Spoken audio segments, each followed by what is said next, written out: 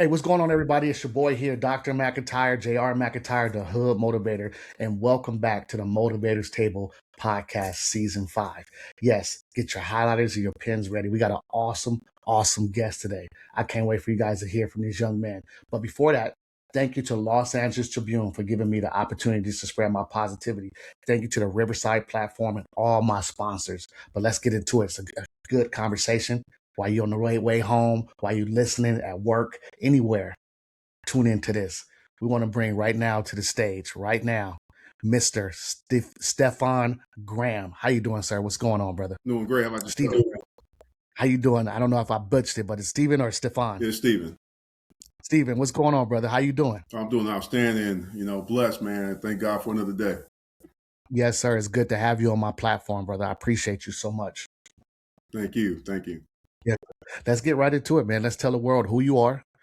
This is your time, your conversation. Got all the motivators listening. It's on Spotify and Apple worldwide. So tell people who you are and where you come from. Yeah, so my name is Steve Graham. Some people call me Joe, Big Joe. That's one of my middle names. My official one is Chris, so you can call me that. So pretty much what do I do? So right now, currently I'm a controller. So I work with contracts. Also, I work with Lean Six Sigma. So I'm running I'm actually just been appointed to not only facilitate, but also to create the guideline for Lean Six Sigma tests, right? And I'm dealing with other institutions to make sure they follow within the specific guidelines globally. So somewhat like with Project Management Institute. Also deal with Project Management Institute too, right? Being the procurement lead on that for certain events. And just volunteering, just trying to give back, to not only to kids, but also to the DMV area, because I also came from California as well. So I'm very excited to be here, very excited to share, and just pretty much entering back my other field, because originally I was doing a contracting, and then not only contracting, but also too I was doing insurance. So I was doing insurance and also too doing being a realtor when I was in California. So this is I'm very happy to be here. Thank you, brother. Thank you for taking the time to be on my platform. Thank you for understanding that, I don't bring anybody on my platform that I'm not inspired. Definitely, I'm inspired. I see what you're doing. I see your story. We met again in person. So it's just, I'm honored just to have you on here, man. And I appreciate you. So we're going to dig right into it. Let's talk about who Steven was as a kid growing up in California. Yeah, so greatly appreciate that question. So I didn't grow up in California, right? Like I served over there and whatnot. But as a kid, I was a foster kid. Like both my parents, my dad, passed at 10. I really didn't know my dad too much. My family, they spoke very highly of him, but he wasn't there, right? My mom pretty much took me in, raised me, and then also too with her brother. So as a kid, it was very tough for me, very tough. Really didn't have that much guidance and whatnot. So after my mom deceased, I was in South Carolina, pretty much. I was in South Carolina, and after my mom deceased, I went to foster care system. So in the foster care system, it was roughly, I was pretty much just a statistic, pretty much, and I'm gonna explain that, right? So being in foster care, I was sharing a room with 7 other kids.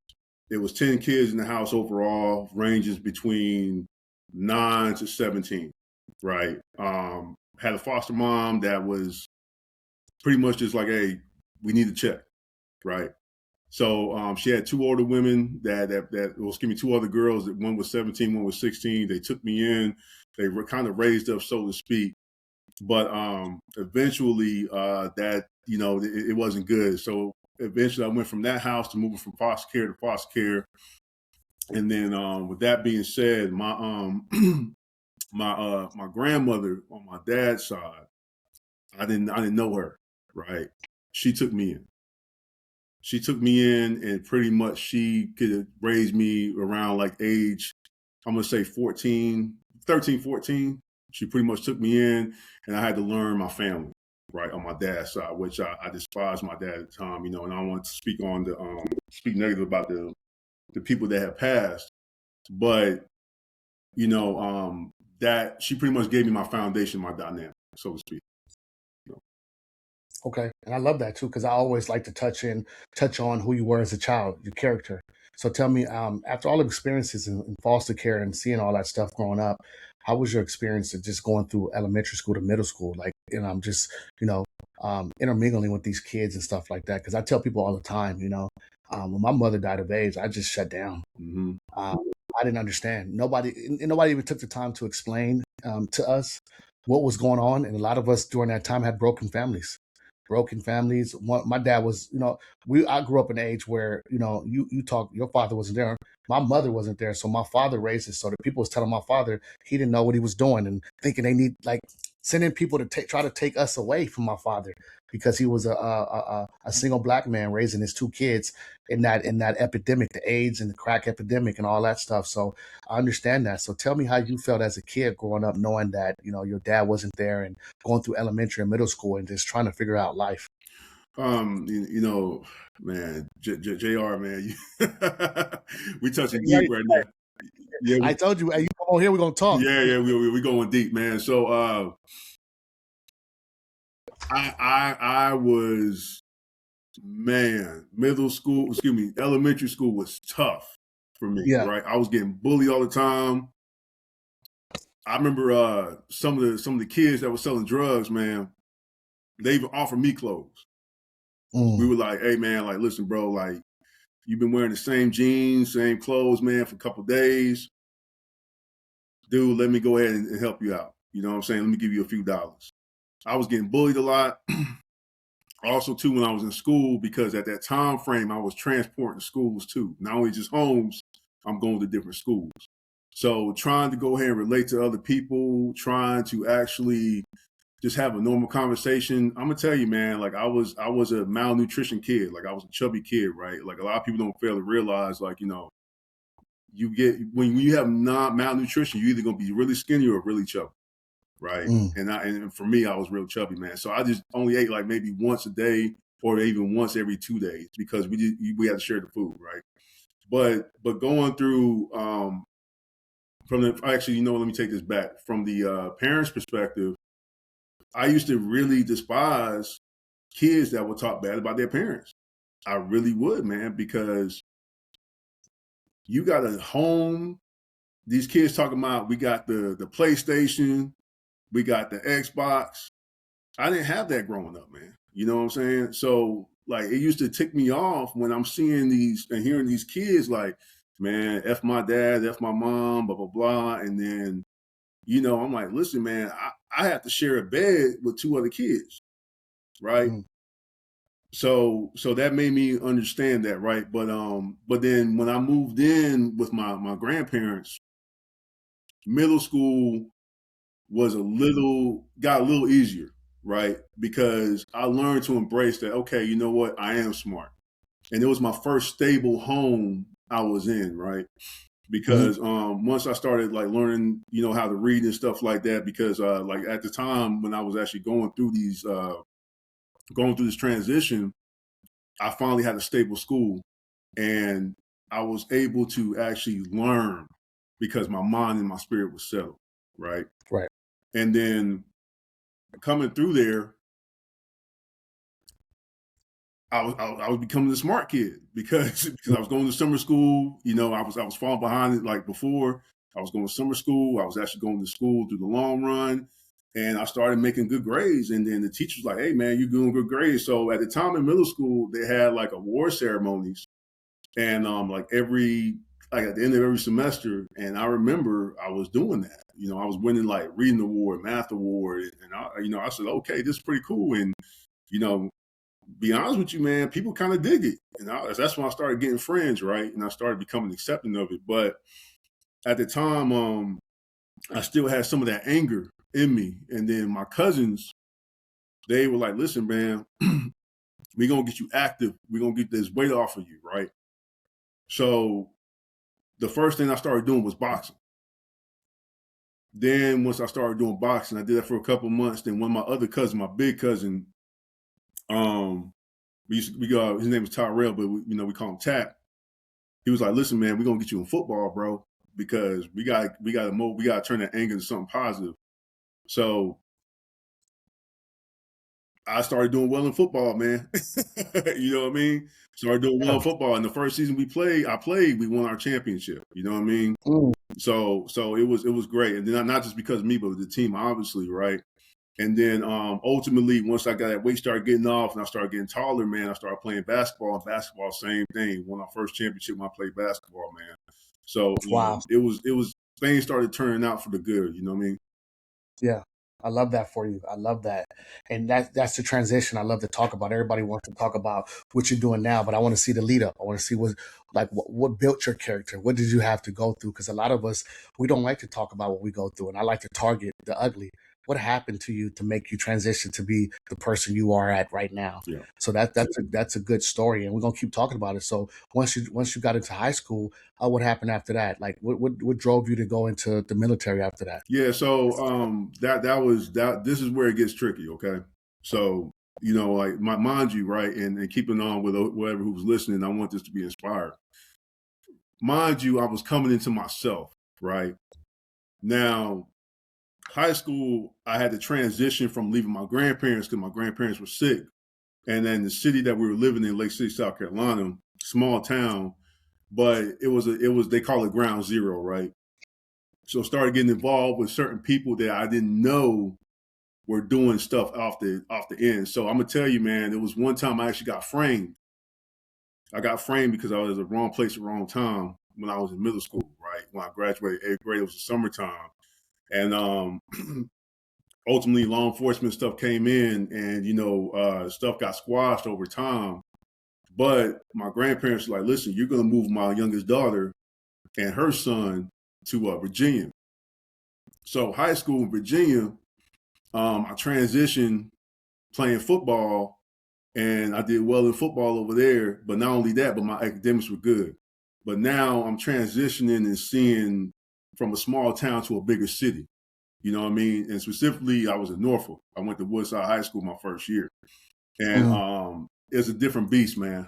Different beast. A lot of people don't know, like when you're going from a small pool, you may be the big fish in a small pond. Now you're about to be a big fish into a ocean, right? Yeah. So that's when the transition started happening. And then, I started getting, good and stuff like that. But high school, grades 10 through 12, we had to go to North Carolina. So again, like I said, grandparents got sick. We want to be closer to the people in South Carolina. We moved to North Carolina, right, for opportunities. And therefore, my football dreams and my sports dreams kind of got halted because I wanted to. I'm just going to say this: people were not financially stable to be taken care of, for us to be taken care of. That's what I'm going to say, right? So I had to sacrifice that in order to keep the bills, and I had to work. So I was going to school and working. You know what I'm saying? And what came about was that when it came down to senior year, got in trouble in senior year to where they were going to expel me from school. They're like, listen, you might not graduate, bro. You know what I mean? And stuff like that. So what ended up happening was that I ended up going for grants to go to Campbell University. And with that being said, got in trouble, man. My cousin, her son was was going to East Carolina. And then, he was getting, a lot of people don't talk about this, right? He was getting not only grants, but he was getting people to help him with his student loans. I forgot like a cosigner. You know what I mean? I didn't have anybody that was going to co-sign for me.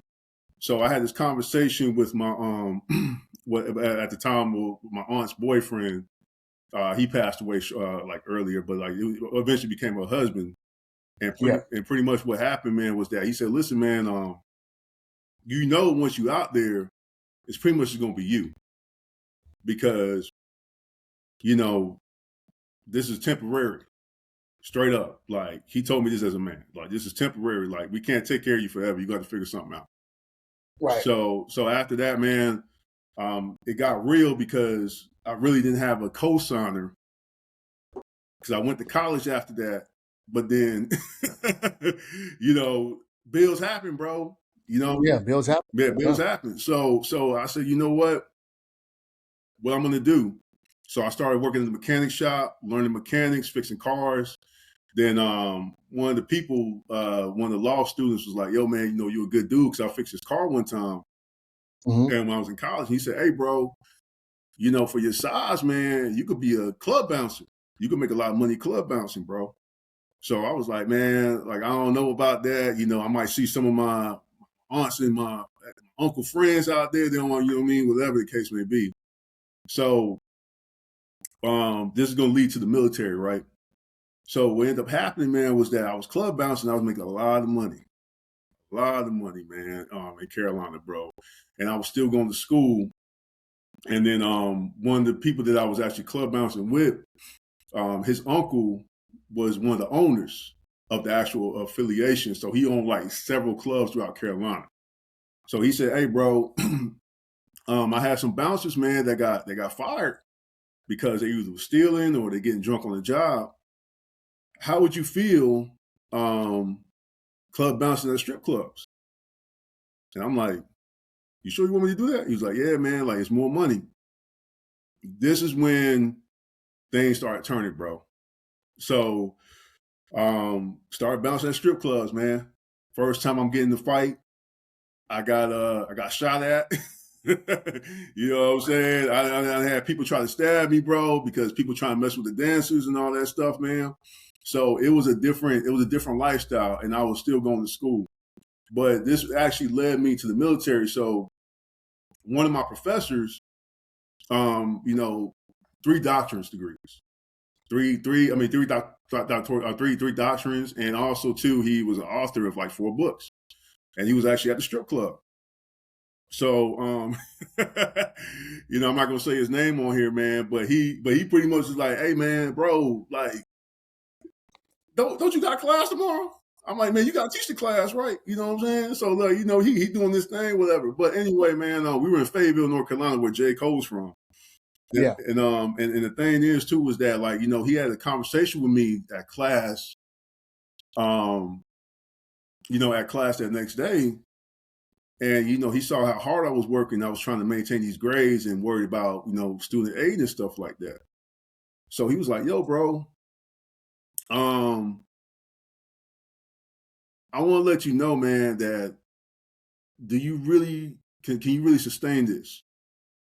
And I said, what you talking about? Like, what do you mean, can I sustain this, man? Like, listen, yeah, I'm stressed out. I'm stressed out about paying for the semester. But he told me everything, man. I'm gonna share this with you on your platform, and hopefully everybody's listening. Yep. You know, he said, listen, I'm over 100K in debt from all these degrees. I drive a 1999 Toyota Camry. At this time, it's 2006, 2007. I'm gonna be paying these student debts till I die, bro. You know what I mean? Mm. And his income couldn't sustain, bro. And I said, you know what? I thought about it, and I was thinking about it for a couple of weeks, and I seen some of the law student, the upperclassmen, the law students, some of the people in the grad programs. They had the help. You know, they had the sponsorships. Their parents were boosters, whatever, right? I'm like, Steve ain't gonna have that. So I said, you know what? I know I want to have children one day. I got to make sure that I'm good for them. So ultimately, man, what ended up happening between that thought process was, again, wrong place, wrong time. One of my buddies got killed. That was a bouncer. He got killed in front of me, man. And I remember not only him, but the other people that killed him killed another one of my friends that I went to school with. So it came to a point where, you know what? I don't want to be guilty by association. I need to figure something out. And ultimately, I like at the college I was going to, they had an ROTC program. And I said, you know what?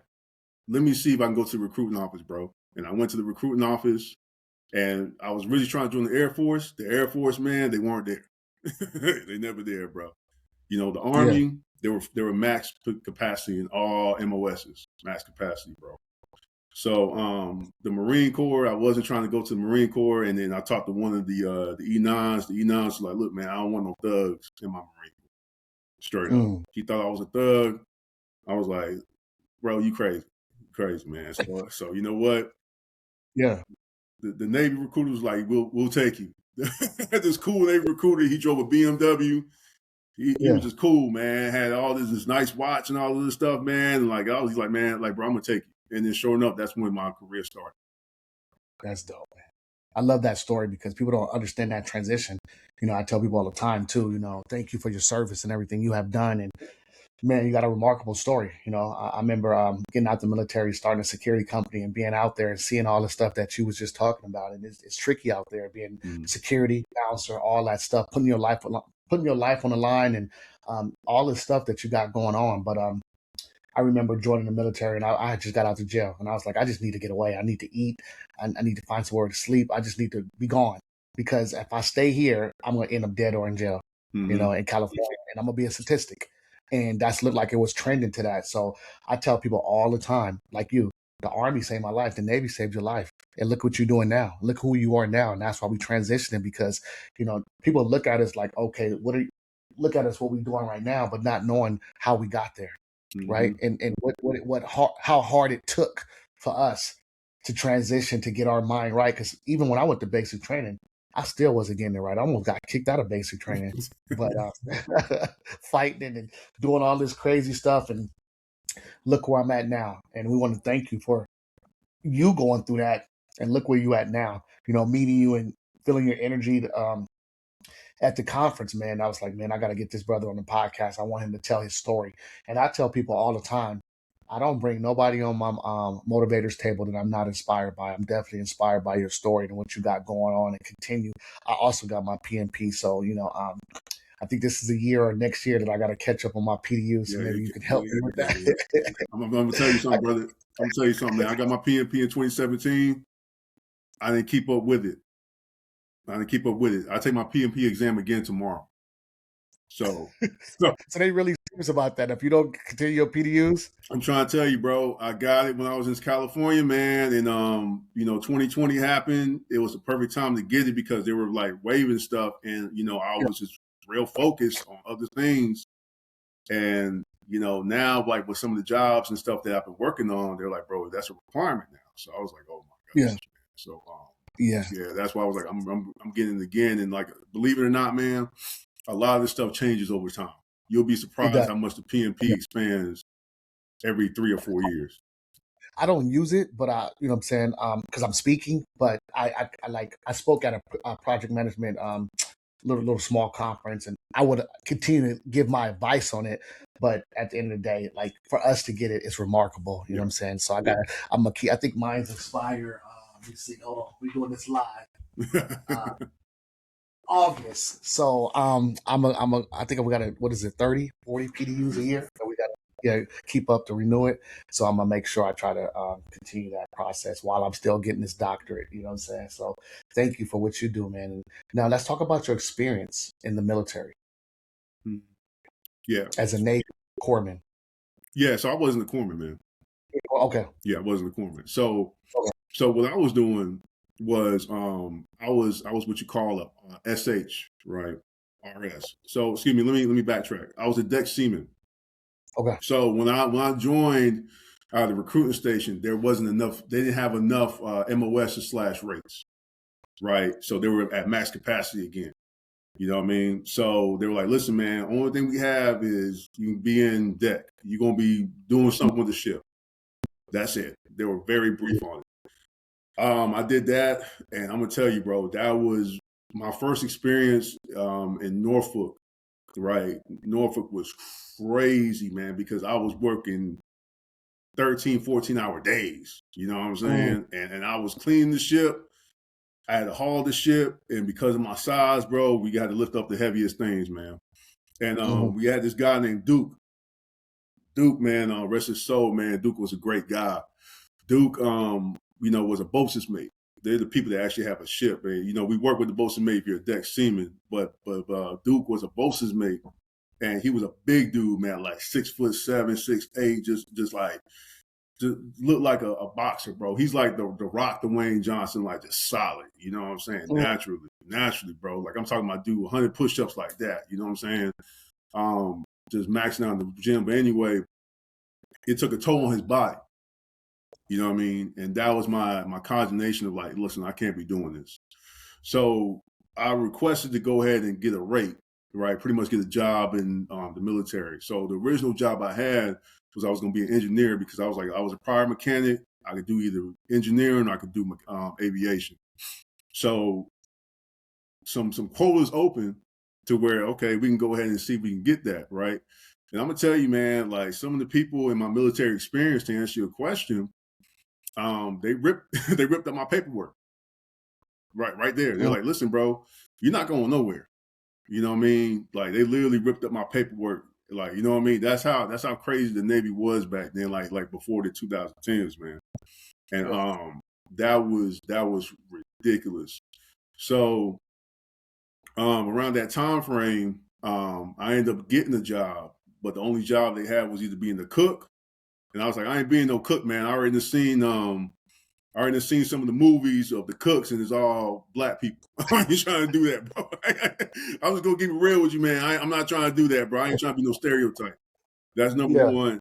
Number two was be an ABH, which is an aviation boatswain's mate handler. So they pretty much work on the flight deck, dealing with the helos and stuff all day. And I was like, nah, bro, I'm good. I like you. Yeah. So then there was a guy, man, one of my partners was like, listen, bro, there's this thing called SH, called Ship Servicemen. And you guys are chill, man. You guys do the barbershop. You guys do accounting. Y'all run the ship store. You do, you know what I'm saying, postal services. And I was like, I could work in the post office on the ship. They're like, yeah. I was like, okay, bet. I signed up and then they got me in there. You know what I'm saying? After that, that transition was better. But I had to learn how to be professional, because in the being a deck seaman, it was pretty much all goes, man. It was no professionalism. It was just like, hey, man, mother effer, do this, blah blah blah. You a dummy, whatever. You know, I had to learn how to tailor my professionalism into, as far as understanding the military customs traditions. You know what I'm saying? Yeah. So then after that, as soon as I crossed over, my ship did a home port shift to Japan. And then I got orders to go to pretty much sea school after basic training. You know what I'm saying? That's your specialized school. And then I went to Japan, and they put me on the flagship, the Blue Ridge. So now somebody believed in me, and they were like, listen, bro, you're going from pretty much this real Navy to now the flagship Navy. Yeah. So now my professionalism had to go up higher, man. So that was one of the building blocks of where how I got to where I am today, and whatnot. So it pretty much made me more cognitive of what I was saying, and also to my presentation. I love that. And it just transitioned into, like, you know what, God had a way. God had a plan. Yeah. You know, and you went from the bottom. I don't know nothing about the Navy, but I see like the movies and scrubbing the deck with the toothbrushes and the cooks and all that stuff. And that's basically what you see. Either you are that or a seaman, or you were a SEAL. So it's like, I don't know, like I said, too much about the Navy, but I'm hearing your story, and it, like you helping me understand it more. And I love that, because, you know, those that didn't serve in the United States military, in the Navy, it's so different, and you're walking us up on that target and understanding. Now you're opening our eyes. We got our highlighters and pens ready. People are locked in. We listen to your story. We love it, you know. So tell us about that transition from there going to Japan. How did that help you pivot to what you're doing now? I'm gonna tell you this, man. Thank you for asking that question, because I was still dealing with the aftermath of what seeing my friends get killed, right? And I'm just gonna say this. I was getting some messages from some people over there when I was in that, hey, listen, man, like I need to go. So to speak, I'm just gonna keep it right there, right? Yeah. So Japan was what I needed, and I'm gonna explain why. Not only was it 1,000 miles away, it gave me a whole new perspective of my life. Not just my life, but life in general, right? Make a long story short, and I'm gonna get into details. I stayed in Japan for 3 years straight. I didn't leave. I didn't go back to the States for 3 years, bro. Mm. I didn't go back, man. I was taking leave in London. I was going to Tokyo. I was taking leave to like what's called not Cuba, but to Guam. I was doing that because I was starting to see the globalization that helped me understand and appreciate life. You know what I mean? Now, as far as going into details, I was more I started understanding more about nutrition and people, right? And then I started understanding more about peace because when I was in Japan, I didn't have the distraction of like Instagram, like going here, like yeah, I was limited, but it was more peace. You know what I mean? Yeah. And stuff like that. I don't have to have people ask me for money. Right. People always trying to do this, blah, blah, blah. You know what I'm saying? I was in my own little bubble. And then, after that, leaving from Japan, I got stationed in Jacksonville, Florida. And in Mm. Florida, that's when Trayvon Martin happened. Yeah. So that was intense, bro, because I've never seen people rob the military point blank in the daytime. You know what I'm saying? Like people would leave off base, go to the store, go to the gas station, pump some gas off base.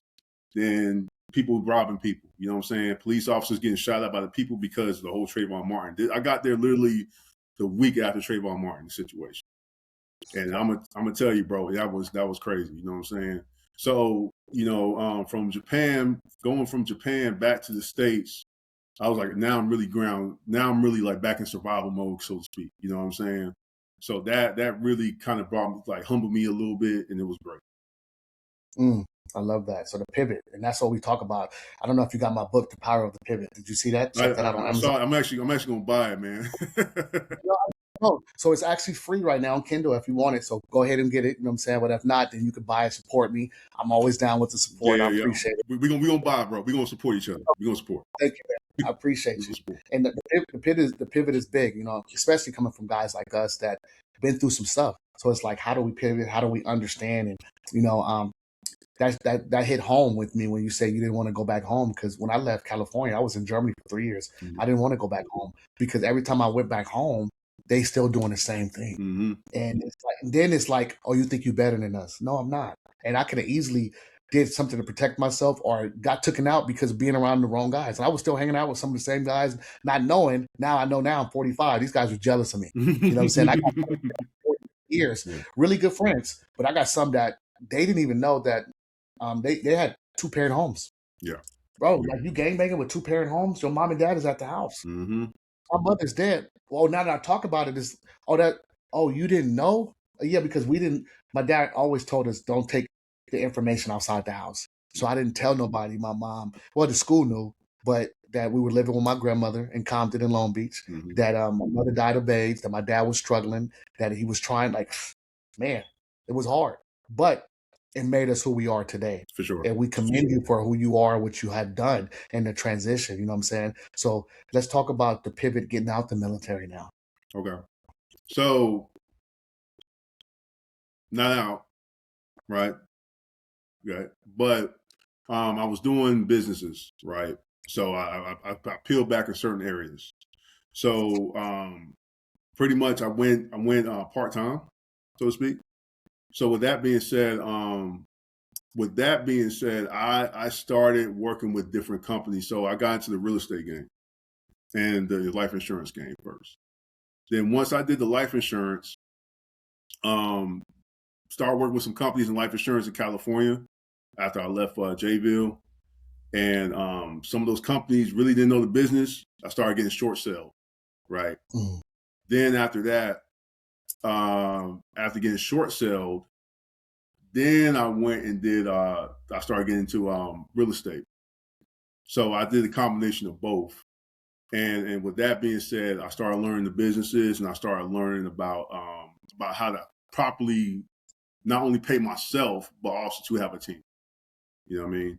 And because like at the time, like I said, when I was coming in doing the life insurance, I had some sharks, man. You know what I mean? Because I really didn't know the business, so to speak, right? And then a lot of people say it's a MLM, multi-level marketing scam, whatever the case may be. And to some extent, some of those companies are. But you have to read and you have to understand how to break down the percentages work. You know what I'm saying? So that's what happened with that. And then on top of that, afterwards, I started working with CBRE construction company, right? So I started doing that, and then on part time, I was teaching also at Villanova University, the Six Sigma. You know what I mean? Just only doing that seasonal, and that's what kind of started giving me more connections and whatnot. Because I love process improvement. I love trying to help people, help companies, essentially somewhat what you do. Like you're a motivational speaker. You're building not only just your reputation, but also to building networks to where, listen, you know what? I have a veteran. I'm doing what I'm doing with here, and I'm able to still build and whatnot. So that's a good. That was a factor on my part. So that answers your question. Yeah, man, I see what you got going on, and like I said, I love it, and I see that you out here. Like I said, we was at one of the men's conference. It was so powerful, and just to see all them good men in that position and there and talk about it, and just see like I'm still taken back when I get into a room. I am who I am, but at the end of the day, I'm impressed. I'm like, look at this, look at how God has maneuvered our culture and our men. They don't talk about this. They talk about the negative stuff, but they don't talk about this right here. Guys showing up in suits, being accountable, holding each other accountable, having these hard conversations, being there, loving on each other, networking, all that stuff. How powerful that was for you. And shout out to Todd for that. Todd Simmons. Yeah. Shout out to Todd Simmons, man. Shout Yeah, out to his yeah, whole team. I think the Courageous Alliance. I want to shout them out as well. yeah, shout him out. Shout out to Miss D. Miss D, she's, I'm my bad, man. This is one thing about me. I'm gonna shout out people, man. You know what I'm saying? Do it. Shout him out. Yeah. Yes. So yeah, that is not only just on Todd. I want to thank Todd for both of us, myself and you specifically, and the other men that, for us just to share our experiences, and doing what we do. We're not going to talk about entirely what we did, but that whole experience was amazing. But the men's conference, though, that was my first summit, so to speak, in the DMV area. And I've been to conferences before, but not on this scale. Right. You know what I mean? Because on this scale, I really felt everybody wanted to be there. You know what I mean? Like the other conferences and summits I've been to, I would say there were some people that really just had to go there because of their job, whatever the case may be. They really didn't want to be there. I could just tell everybody was engaged, man, and it was a lot of love, and I did felt the spirit of God in there. I'm just gonna be honest with you. I felt that a lot of genuine men were in there, like both active service members, veterans, people that just wanted to understand the culture of that. That was amazing.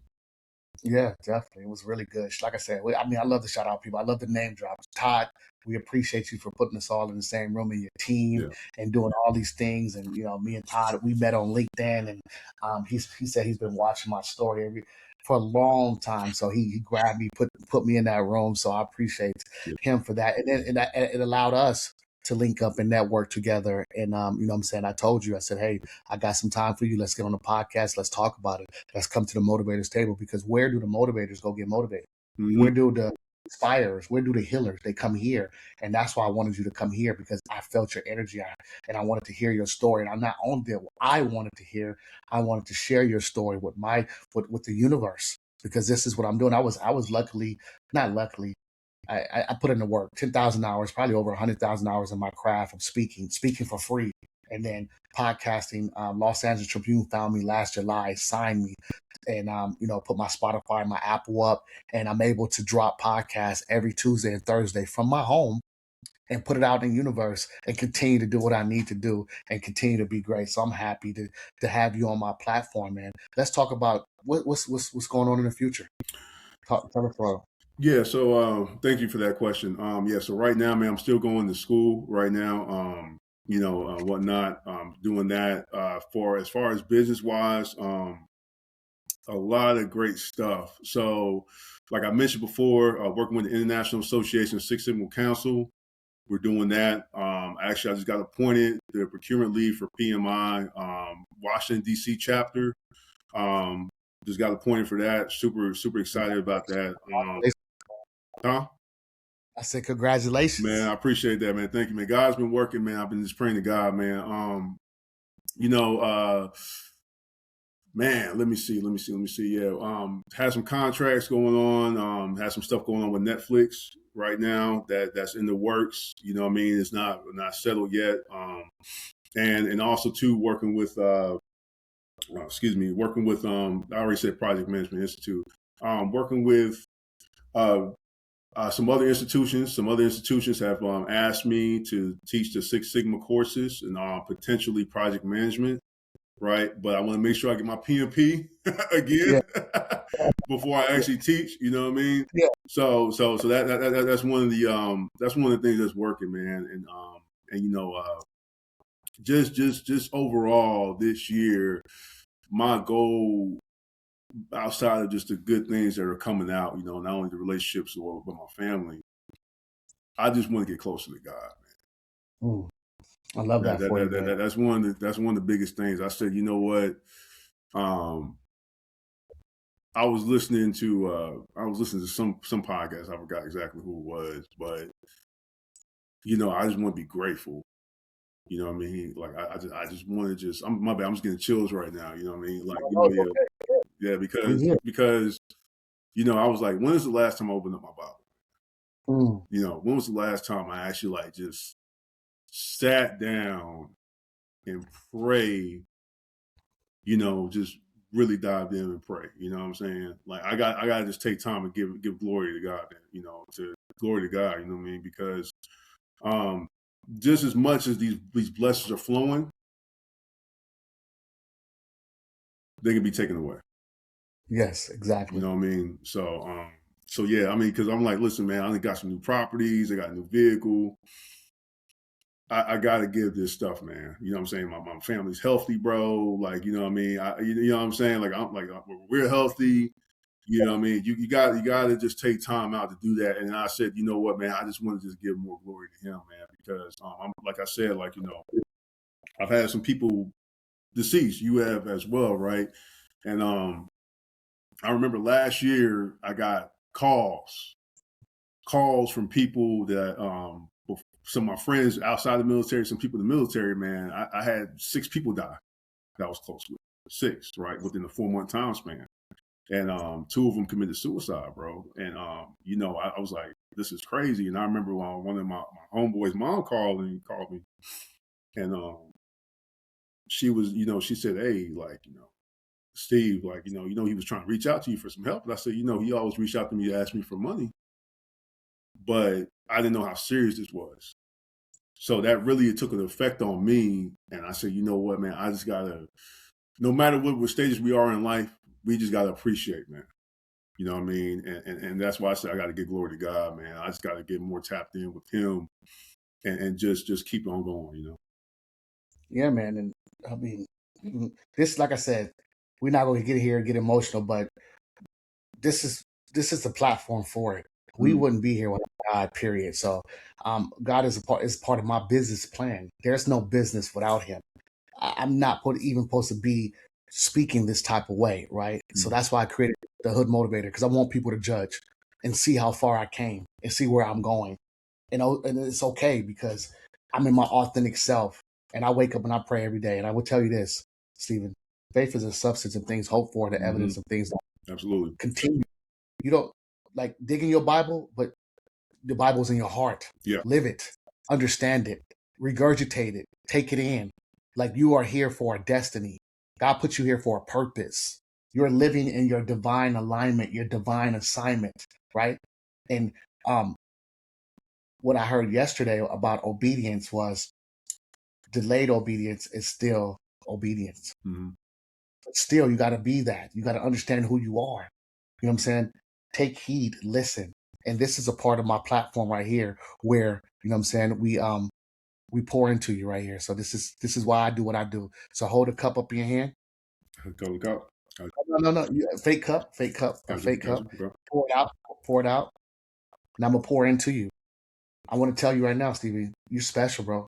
We love you. You're great. Stop thinking that you're not adequate. You did so much to get here, so much fighting.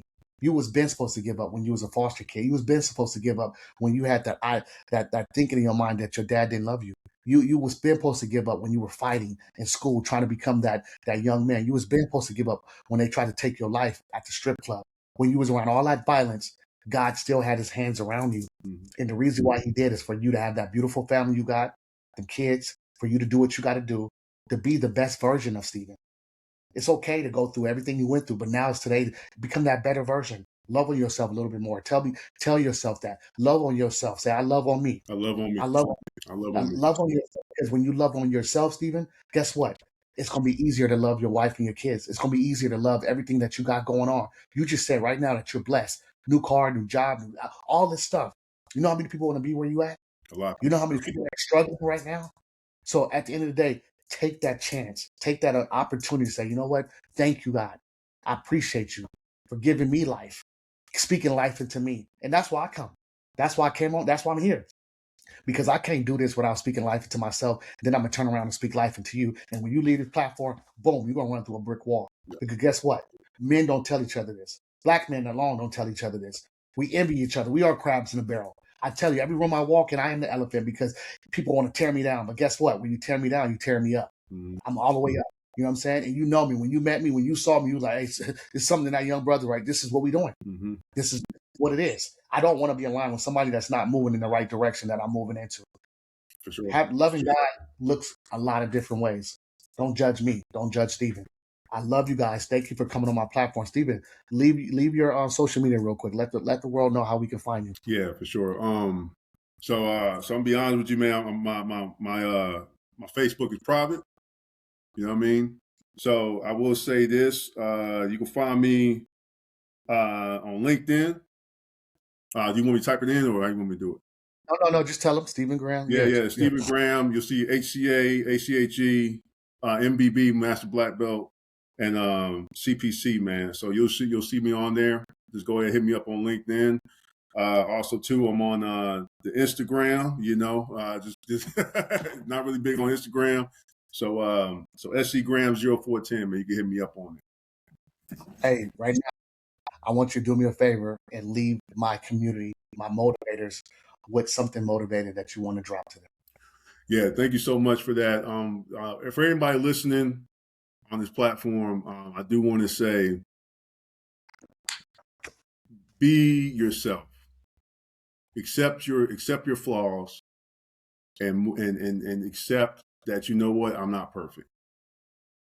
My life may not be where I may not be where I want to be, but I'm at where I need to be. And the reason why is because I have to grow. Right? Do not be the gatekeeper. Do not be the gatekeeper. And what do I mean by that, right? If there is valuable information that can help share with somebody, personally, professionally, whatever the case may be, try to help those people. Now, what I mean by that is that there's some people that want to ask you for stuff, but guess what? You know what? Are you putting forth an effort? You know what I mean? Are you exhausting your efforts? And for people that are actually hungry that want to do that, then yeah, share that. Because I'm going to tell you right now, in both professional settings, I've dealt with people that, you know what, I'm not going to tell this person, I'm not going to tell this person this information because I want to get that promotion. I want to get that new job title. You know what I'm saying? I know this person got multiple kids, or this person got this. And if I tell them how to do this, then they're going to get this over me. You know what I'm saying? Third thing I want to also say to you is that go ahead and go to therapy. A lot of Black men don't say this, right? Go to therapy. A lot of people think therapy is a bad thing. They think it's like, whatever the case may be, that's negative, right? It's good to get self-affirmation. It's good to get self-affirmation and have understanding, right? I want people to understand that, you know what, I may have these issues or I may have these challenges, but I can overcome them. You know what I mean? I can overcome them. But the thing is, though, is that I have to put in the work to overcome them. You know what I mean? Definitely. God gave us day and night. Day we work, night we sleep. Right? So make sure that you rest, man, and get your sleep so in the daytime you can work on that. Love that, brother. Appreciate you for having you on my platform. Hey, listen, motivators, absolute victory every single day. That's what I'm gonna leave you guys with. I appreciate you, Stephen. Thank you for coming on my platform. Thank you for just taking your time just to understand the motivators table. And hopefully I did exactly what we needed to do on here. And I can't wait. Motivators, season 6 is loading up. Mm-hmm. I can't wait to see you guys in season 6. I appreciate you. Motivators, mount up. Boom. Gotcha. Okay.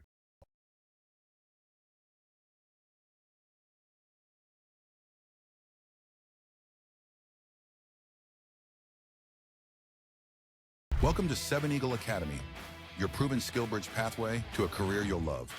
Every day, join hundreds of fellow vets on live Zoom sessions to learn directly from hiring managers, industry experts, and executives looking for top military talent. We'll help you master your resume, networking, and interviews to connect you with careers in tech, healthcare, aviation, sports, and more. This is your tribe, your support system, your advantage. It's free, it's proven, it's life-changing. Your next mission starts now at www.7eagle.com. God has you in this room for a specific reason and a specific time. And the reason why we're doing that is shifting. And we're catching the vision, right? Are we catching the vision? Now I'm about to activate your gift.